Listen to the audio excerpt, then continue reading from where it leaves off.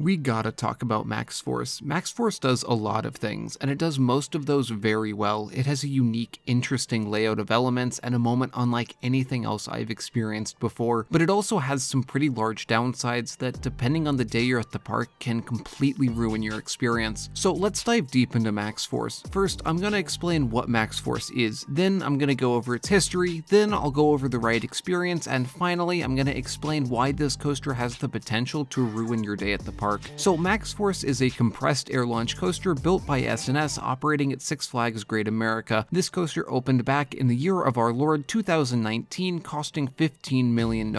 Maxx Force stands 175 feet tall and has only 1,800 feet of track, which creates a whopping 23-second long ride experience. Now, this coaster's main feature is its compressed air launch, which allows this coaster to have the fastest acceleration in North America. Maxx Force also holds two other records, the record of the world's fastest inversion and the highly coveted record of the world's tallest double inversion, not to be confused with the world's tallest inversion, that's on Steel Curtain at Kennywood. Anyways, as I said, Maxx Force is an S&S air launch coaster, and this type of coaster has a complicated history. The compressed air launch was originally introduced back in 1999 on an obscure coaster in Thailand named Formula One that was built in-house by Park Funnyland. This coaster actually has a pretty interesting history, and National Coasters has made a great video on it. I'll have that linked in the description. Anyways, Formula One never opened to the public, but it is officially considered the first coaster to use a compressed air launch. Compressed air launches gained much more notoriety in 2001 when Hypersonic SLC opened at King's Dominion. Hypersonic SLC was the first coaster that S&S built, and it was the first coaster that featured a compressed air launch to open to the public. It led the way for another compressed air launch coaster to open. Do-dodonpa, also opening in 2001, is the most famous compressed air launch coaster ever built. This monster of a coaster features a launch that takes you from 0 miles an hour to 111.6 miles an hour in 1.6 seconds, the fastest accelerating coaster ever built. In recent years, this coaster is facing issues, reportedly breaking bones, and unfortunately this isn't the only compressed air coaster to face issues resulting in harm. Ring Racer at Nürburgring was designed to reach 135 miles per hour, but in 2009, while testing this coaster, the launch mechanism exploded, causing 7 people to receive injury. The coaster did end up safely opening in 2013, but it only lasted a few days as officials decided that it was not economically viable to continue to operate it. And that takes us to 2019 when Maxx Force opened at Six Flags Great America. Now, all that's cool and good and all, but is Maxx Force actually good? In a word, yes, and in many more words,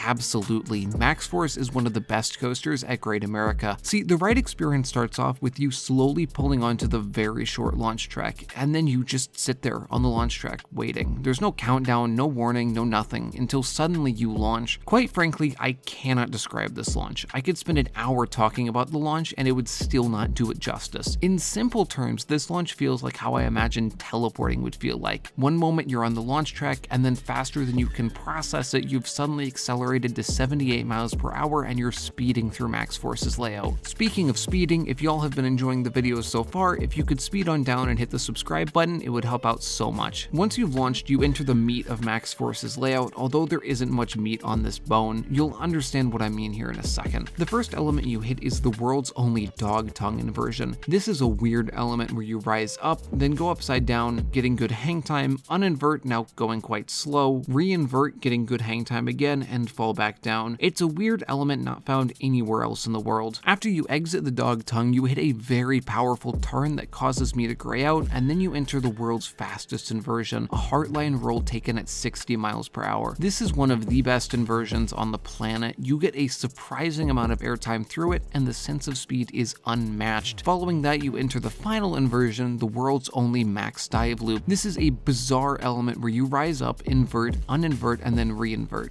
Wait a second, that sounds familiar. Yeah, on paper it sounds very similar to the dog tongue, but when you ride it, it feels like a good 0G roll. And then after that, you hit the brakes. Are you picking up what I'm putting down with the meat on the bone analogy? Even though there isn't much substance to the ride, everything it does is very good and it's exceptionally well paced, but you just kind of wish that there were more. But the short ride duration isn't this coaster's biggest issue. No, this coaster has an even bigger issue. It's always down, like constantly. During my recent visit to Great America, it went down 3 times within 30 minutes, and then later they just seemingly called it a day and shut it down. I've also been at the park on other days where they just don't operate it at all. I've never seen a coaster operate more sporadically than Maxx Force. I swear, if someone coughs too hard near this coaster, they'll take that as a sign and shut it down for the day. This may not be the day-ruining inconvenience that I hyped it up to be in the intro, but if you only have one day at the park and this coaster just decides to be closed that day, it's gonna majorly mess with your plans. I can speak from experience, as I had that happen to me one time. And seeing as we're complaining right now, I should also bring up this coaster's